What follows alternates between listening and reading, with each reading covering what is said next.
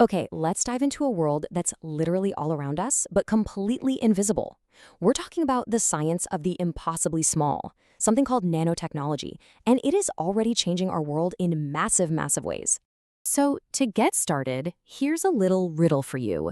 What on earth could possibly connect a shirt that magically repels stains, the insanely fast computer chips in your phone, and a cutting edge way to treat cancer?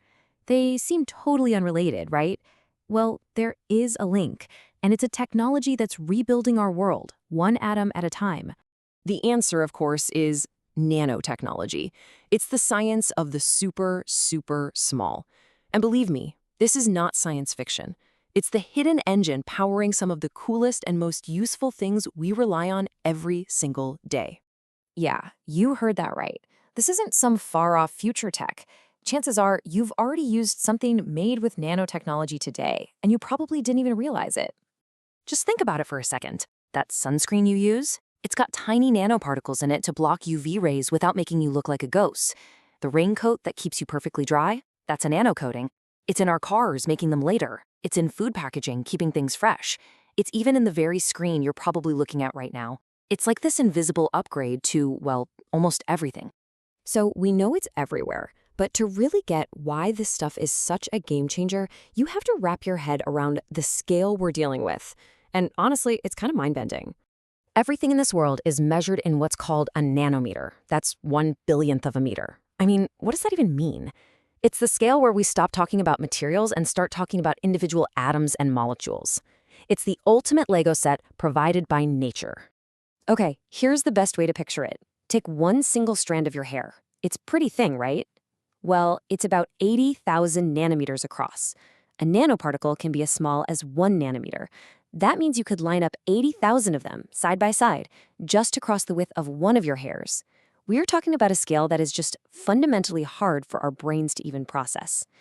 So, who cares if it's that small? Why does it matter? Well, this is where it gets really cool. When you shrink materials down to the nanoscale, the normal rules of physics kind of go out the window. Things start to behave in new and bizarre ways. They basically get superpowers. So here's the secret. First, when you make something tiny, you dramatically increase its surface area, which makes it way more reactive.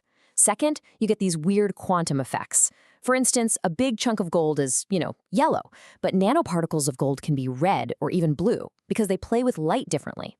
And finally, materials can become unbelievably strong. Graphene, for example, is a sheet of carbon just one atom thick, but it's 200 times stronger than steel. That's what I mean by superpowers. All right, so that's the science. But what is this tiny tech actually doing for us out in the real world? Let's take a quick tour of how the nano world is already changing our world right now. First up, medicine. And this is where the potential is just staggering. We're developing nanosensors that can spot diseases super early. We're creating better, stronger materials for things like dental fillings. But the real headline grabber is how we can now treat diseases. Check this out. It's like a microscopic guided missile for medicine. Scientists can load a tiny nanoparticle with a powerful drug. Then, they program it to hunt for one thing and one thing only: cancer cells.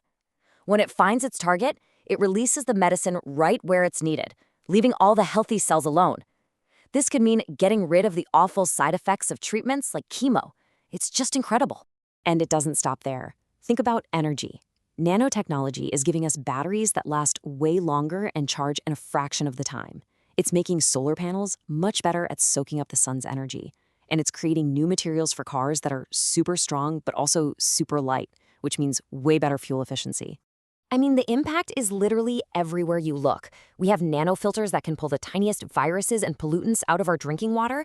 And the reason your phone is more powerful than the computers that sent humanity to the moon? Billions of tiny nanotransistors crammed onto a single chip. It's a revolution happening on a scale you can't even see. But okay, let's take a breath. With any technology this powerful, we have to hit the pause button and ask some tough questions. It's not all sunshine and wonder materials. There are some really important things we need to think about as we move forward. You have to wonder, right?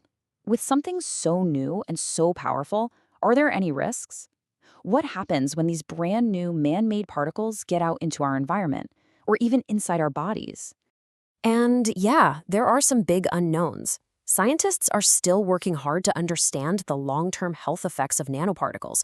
We're not totally sure what they'll do to our ecosystems over decades, and like with any powerful tool, we have to have serious conversations about the ethics, how to prevent this tech from being misused for things like surveillance. But even with all those important questions on the table, it's hard not to be incredibly excited about what's coming next. Researchers are working on things that just a few years ago would have sounded like pure science fiction. I mean, just look at what's on the horizon. We're talking about tiny nanobots that could perform surgery from inside your veins. We're talking about medicine that's designed specifically for your unique DNA, or materials so light and strong that they could revolutionize space travel. The potential here is absolutely mind-boggling.